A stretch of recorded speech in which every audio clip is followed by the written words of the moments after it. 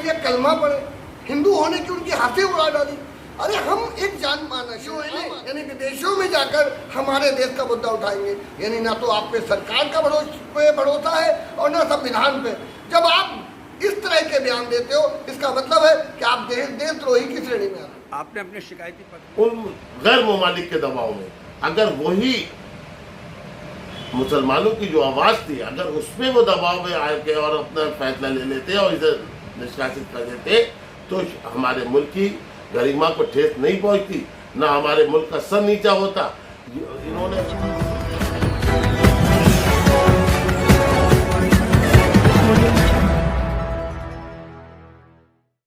मौलाना तौकीर रजा खां पर देशद्रोही का मुकदमा दर्ज कराने की पुलिस प्रशासन से मांग। नमस्कार, आप देख रहे हैं सच का प्रतीक यूट्यूब चैनल खबर बुलंद भारत। बरेली से खबर बुलंद भारत के लिए पवन कुमार वर्मा की रिपोर्ट। आजकल देश में खुराफातों का बाजार गर्म चल रहा है, चाहे खुराफात करने वाले महाशय को कानून की जानकारी हो या नहीं, मगर अधिकारियों से कार्यवाही करने की मांग कर ही देते हैं। एक ताजा मामला बरेली से सामने आया है कि श्री शिरडी साईं सेवा ट्रस्ट के सरबराहकार पंडित सुशील कुमार पाठक ने आज अपर पुलिस महानिदेशक और थाना कोतवाली पुलिस को एक पत्र देकर मांग की है कि बीती 19 जून को बरेली शहर के इस्लामिया इंटर कॉलेज के मैदान में मौलाना तौकीर रजा खां ने जनसभा संबोधित करते हुए देश के प्रधानमंत्री नरेंद्र दामोदर दास मोदी की हिंदू होने की खुले मंच से हंसी उड़ाए और मौलाना ने कलमा पढ़ने की बात कही। वहीं पंडित सुशील कुमार पाठक ने मौलाना तौकीर रजा खां पर आरोप लगाते हुए कहा, संबंध में किया है। देखिए, अभी 19 जून को मौलाना तौकीर रजा खां साहब ने एक जनसभा की और नूपुर शर्मा के विरोध में की। कोई बात नहीं, आप जिसने कुछ अगर किसी धर्म को आहत हुआ है आप कर सकते हो, परंतु इसके साथ आप भी दूसरे की भावनाओं को आहत कर रहे हो। आपने माननीय प्रधानमंत्री जी को कह दिया कलमा पढ़े, हिंदू होने की उनकी हंसी उड़ा डाली। अरे हम एक जान मानस है, आम आदमी है, परंतु प्रधानमंत्री हम सबके हैं। आपको देश की चुनी हुई सरकार पर विश्वास नहीं, आप उनसे जाकर अपनी अपील करो, अपनी बात रखो। और आप कह रहे हो कि हम यूएनए यानी विदेशों में जाकर हमारे देश का मुद्दा उठाएंगे, यानी ना तो आप पे सरकार का भरोसा है और ना संविधान पे। जब आप इस तरह के बयान देते हो, इसका मतलब है कि आप देशद्रोही की श्रेणी में आते हो। आपने अपने शिकायती पत्र में किस तरह की मांग की है? हमने FIR की मांग की है। माननीय प्रधानमंत्री जी को जिस तरह से हिंदू होने की हंसी उड़ाई है मौलाना तौकीर रजा खान साहब ने, जिस तरह से हिंदुओं का मजाक बनाया है और कलमा पढ़ने का निमंत्रण दिया है, प्लस यूएनए में जाने की जो धमकी दी है, उसमें देशद्रोही की कार्रवाई को लेकर मैंने आज शहर कोतवाली एवं अपर पुलिस महानिदेशक बरेली जोन को एक प्रार्थना पत्र देकर कार्रवाई की मांग की। बहुत लंबे समय से महाराज जी एक चीज़ देखते चले आ रहे हैं कि एक मुस्लिम समाज पर, जैसे अभी कुछ दिन पहले वसीम रिजवी साहब थे, उन्होंने मुस्लिम समाज पर हमला किया था, टिप्पणियां की थी, उसके अलावा और कई लोगों ने किए, और लगातार मुस्लिम समाज के लोग सरकार से मांग कर रहे हैं कि इन पर कार्रवाई की जाए, नहीं हो रही। क्या ये संवैधानिक अधिकार नहीं बनता है किसी का कि दूसरे मामले को देश के बाहर ले जाया जाए? बिल्कुल गलत है। हम तो एक बात कहते हैं, किसी के धर्म की कभी गलत आलोचना नहीं करना चाहिए। हम जिस धर्म में, हमें अपने धर्म के अनुसार इबादत करने का अधिकार है, और यदि अगर कोई गलत करता है तो माननीय प्रधानमंत्री जी से मैं निवेदन आपके चैनल के माध्यम से करूंगा कि हर व्यक्ति की बात सुनिए, और अगर किसी ने गलत किया है तो उसके खिलाफ कानूनी कार्रवाई होनी चाहिए। कहीं ऐसा नहीं हो इस तरह से नहीं देखा जा सकता कि कहीं ना कहीं ये मायूस हुए हैं मौलाना तौकीर रजा के लगातार मुस्लिम समाज पर हमले हुए हैं, और लगातार शिकायती पत्र देने के बाद सरकार ने नहीं सुना, इसीलिए भरोसा ना हो? नहीं, ये बिल्कुल इसमें मैं सहमत इसलिए नहीं हूँ कि उन्होंने अपने बयान में क्या कहा है, आप सुन के देखिए। तो वो कह रहे हैं कि मैं इस सरकार को ज्ञापन नहीं दूंगा, मैं तो यूएनए में जाऊंगा। अरे जब ज्ञापन दोगे ही नहीं, अपनी बात ही नहीं रखोगे, आपको तो विश्वास संविधान में चुनी हुई सरकार पे है ही नहीं, तो तौकीर रजा खां साहब की तो बात में विश्वास नहीं कर सकता। हाँ, अगर कहीं पर किसी ने किसी की भावना हो, वो निश्चित कार्रवाई की मांग करे और उसके साथ मैं खड़ा हूँ अगर कहीं पर किसी की भावना। इससे पूर्व में आपने भी वसीम रिजवी का विरोध करा था कुरान की आयतों को लेकर, आपने भी इस तरह के बयान दिए हैं कि ये गलत कर रहे हैं वसीम साहब, और वसीम साहब के विरोध में कई मुकदमे लिखे गए हैं, मगर कार्रवाई प्रकाश में नहीं आई। हो सकता है कि इन्हीं चीज़ों को देख के तौकीर ने बाहर विदेश में जाने की बात कही हो। नहीं, इस बात से मैं इसलिए सहमत नहीं हूँ। मैं आपसे बार बार कह रहा हूँ कि तौकीर रजा खां साहब साफ तौर पे अपने बयान में बोल रहे हैं कि मुझे इस देश में ज्ञापन नहीं देना है, इस देश की सरकार पर विश्वास नहीं है, इस देश के संविधान पर विश्वास नहीं, तभी तो आप यूं नहीं जा रहे हो। रही बात रही भी की किसी ने भी अगर किसी धर्म को गलत टारगेट किया है, मैं उसकी निंदा करता हूँ, भर्त्सना करता हूँ। किसी भी धर्म की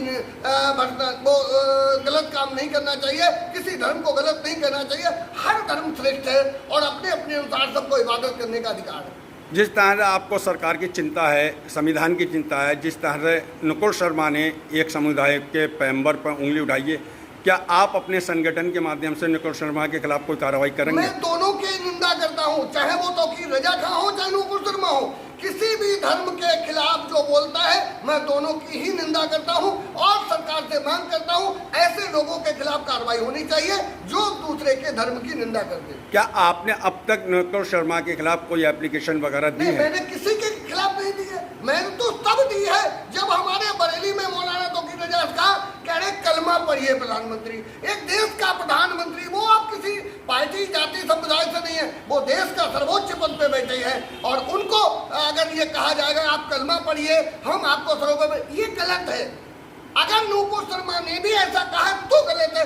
कोई भी व्यक्ति इस तरह से अगर देश के सर्वोच्च पदों पर बैठे हुए लोगों का अपमान करेगा उसे हम सहन नहीं करेंगे। मेरा सवाल ये था, क्या आपने जिस तरह से प्रधानमंत्री के लिए बोले गए बयानों का विरोध किया है, इसी तरह पैगंबर के लिए बोले गए बयानों का नुकुल शर्मा को लिखित में कोई विरोध कर रहे हैं आप? पहले तो मैंने वो बयान नहीं सुना है, नुकुल शर्मा ने क्या कहा, मेरी बात को सुन लीजिए।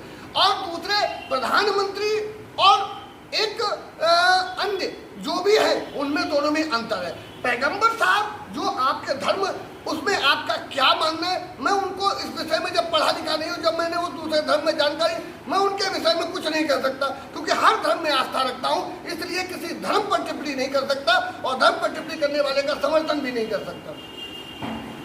जिस तरह से आपने आज ये बयान दिए हैं और प्रार्थना पत्र दिया, क्या उम्मीद है आपको इस पर कार्रवाई मेरे होगी? अंदाज में एफआईआर होनी चाहिए। यदि एफआईआर नहीं होती है तो कहीं न कहीं मुझे आमरण अनशन पर बैठने पर मजबूर करेगा जिला प्रशासन। मैं बैठूंगा मंदिर के गेट पर, अनशन पर बैठ जाऊंगा और जब तक नहीं उठूंगा जब तक इस तरह के लोगों पर कार्रवाई नहीं होगी। यहाँ पर कई सवाल खड़े हो रहे हैं कि जब पंडित सुशील कुमार पाठक को नियम कायदे कानून की जानकारी नहीं है तो मौलाना तौकीर रजा खां पर देशद्रोह का आरोप क्यों लगा रहे हैं? यह तो सारा देश जानता है कि पिछले कुछ वर्षों से मुस्लिम समुदाय पर लगातार कोई न कोई विवादित टिप्पणी कर ही देता है, जिस पर मुस्लिम समुदाय की ओर से लगातार ही कार्यवाही करने की मांग की जाती है, मगर सरकार के संरक्षण के चलते विवादित टिप्पणी करने वाले आरोपी पर जनहित में कोई कार्यवाही नहीं की जाती है, जिससे आहत होकर मौलाना तौकीर रजा खां ने शहर के इस्लामिया इंटर कॉलेज के मैदान से अपने संवैधानिक अधिकार से यूएनओ में ज्ञापन देने का ऐलान किया है, जो कि हर हिंदुस्तानी का अधिकार है। यहाँ पर आपको याद दिलाते चले कि आज से पहले भी वसीम रिजवी ने मुस्लिम समुदाय पर विवादित टिप्पणी की और कुरान की आयतों को लेकर न्यायालय तक चला गया था, जिस पर मुस्लिम समुदाय ने काफी विरोध प्रदर्शन और वसीम रिजवी के खिलाफ देश भर में मुकदमे दर्ज कराए थे, मगर आज तक कोई कार्यवाही अमल में नहीं लाई गई। वहीं पर पंडित सुशील कुमार पाठक द्वारा पुलिस प्रशासन से मौलाना तौकीर रजा खां के खिलाफ देशद्रोह के मुकदमा दर्ज करने की मांग करने के जवाब में आईएमसी के डॉक्टर नफीस खान ने कहा, उनका पहला उन्होंने बताया प्रार्थना पत्र दिया। ऐसा है कि बहुत से लोग सस्ती शोहरत हासिल करने के लिए इस तरीके की हरकतें करते हैं।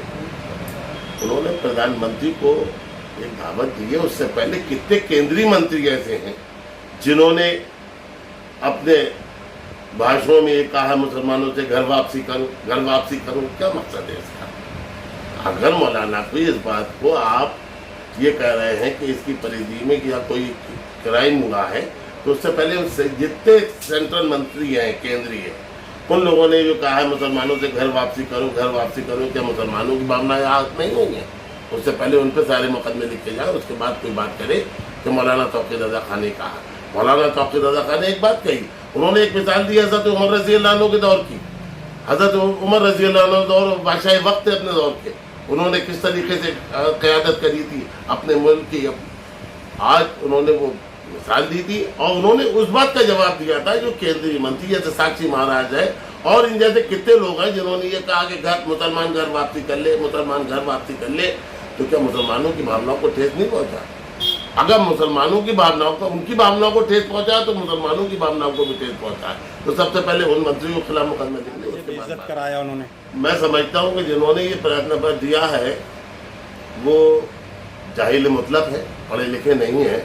अगर पढ़े लिखे होते तो उन्हें इस बात का ज्ञान होता कि जब नुपुर शर्मा ने आकायद आलम की शान में गुस्ताखी की तो पूरा हिंदुस्तान का मुसलमान सीखा और उनने प्रधानमंत्री और बीजेपी से गुजारिश करी और उसमें आईएमसी का सबसे पहले एक मेमोरेंडम दिया गया नड्डा जी को, जो बीजेपी के अध्यक्ष है। उनसे कहा गया कि इनको पार्टी से तत्काल प्रभाव से निष्कासित किया जाए और केंद्र सरकार से ये मांग करी कि इसके खिलाफ मुकदमा लिख के इनको गिरफ्तार किया।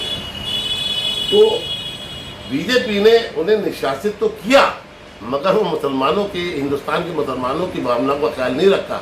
जब फॉरेन कंट्रीज के अरब ममालिक एकजुट हुए और उन्होंने इनके ऊपर प्रेशर बनाया तो उस प्रेशर में इन्होंने नुपुर शर्मा को पार्टी से निष्कासित किया, मगर उसके बाद गिरफ्तारी अब तक नहीं हुई है।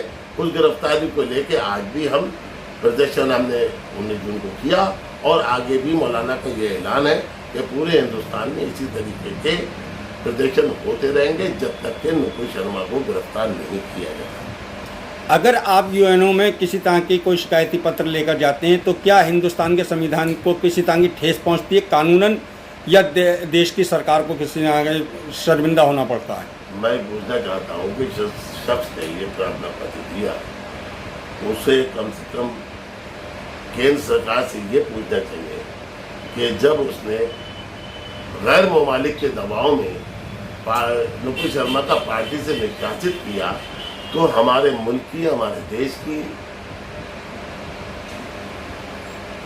जो इज्जत थी, जो विकार था, उसको मजरू किसने किया? केंद्र सरकार ने, उन गैर ममालिक के दबाव में। अगर वही मुसलमानों की जो आवाज़ थी, अगर उसमें वो दबाव में आके और अपना फैसला ले लेते और इसे निष्कासित कर देते तो हमारे मुल्क की गरिमा को ठेस नहीं पहुंचती, ना हमारे मुल्क का सर नीचा होता। इन्होंने दूसरे ममालिक के दबाव में आनकर ये फैसला लिया जिससे हमारे मुल्क का सर नीचा हुआ। हमने तो अभी दिया भी नहीं है ज्ञापन, देंगे, मगर उसके पहले भारत सरकार ये खुद अपने आप का तजिया करे कि उन्होंने गैर मुल्की के दबाव में आनकर उसको पार्टी से निष्कासित किया। मुसलमानों के जो कायद थे उन्होंने चीफ के इनसे गुजारिश करी थी कि इसको निष्कासित करो, इन्होंने उनके कहने पर निष्कासित नहीं किया बल्कि गैर ममालिक के कहने पर इससे निष्कासित किया। और आज भी महाराष्ट्र की पुलिस 6 दिन दिल्ली में पड़ी रही और दिल्ली की पुलिस ने उनको सहयोग नहीं किया। नुपुर शर्मा ने अपना मोबाइल बंद करके अंडरग्राउंड हो गई। अगर दिल्ली पुलिस चाहती तो वो गिरफ्तार हो सकती थी, मगर दिल्ली पुलिस क्योंकि केंद्र सरकार के अधीन आती है, उनने महाराष्ट्र पुलिस का सहयोग नहीं किया, इसलिए वो गिरफ्तार नहीं हुई। गिरफ्तार जब तक नहीं होती है हमारी मांग इसी तरीके